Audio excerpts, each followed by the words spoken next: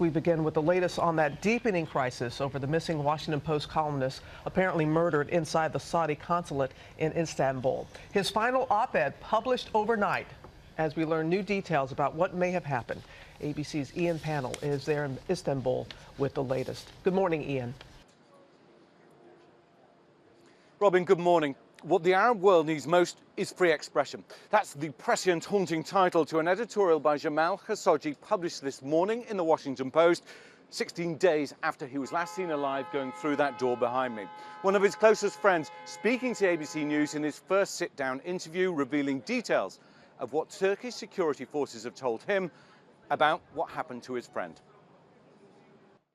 As the world searches for answers into the disappearance of Jamal Khashoggi, what looks like his final work published overnight in the Washington Post. His editors saying they'd held off publishing because we hoped Jamal would come back to us so that he and I could edit it together. Now I have to accept this is not going to happen.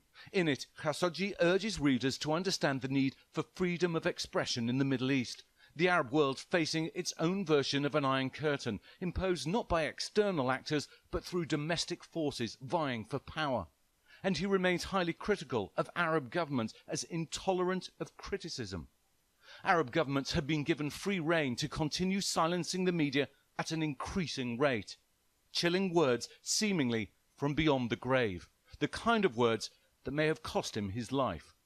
One of Khashoggi's closest friends, Jamal Khashoggi, telling us overnight that the Saudis not only killed him in the consulate, but in a terrible way. He describes what he was told in multiple briefings by Turkish security officials. They told me directly that Jamal Khashoggi had been killed using a barbaric method and that this was on the audio recording. Khashoggi says those audio tapes reveal that when Khashoggi walked into the consulate, he was given a document to sign. He refused and was then killed. Turkish forensic investigators have been combing through the grounds in recent days. Turkish sources releasing images of 15 Saudis they say travelled here to Istanbul the day the journalist went missing. According to the New York Times, among the suspects, an autopsy expert. The Times also reports several of the suspects have ties to the Saudi crown prince, like this man, Maher Abdulaziz Mutreb, seen here in Boston within a few feet of the crown prince earlier this year. Another photo of the men in Houston, and another travelling together in Madrid. As for Khashoggi's closest friend, he says he's in shock. Jamal did not deserve this, and no person ever deserves such a death, not even if he were the most extreme adversary.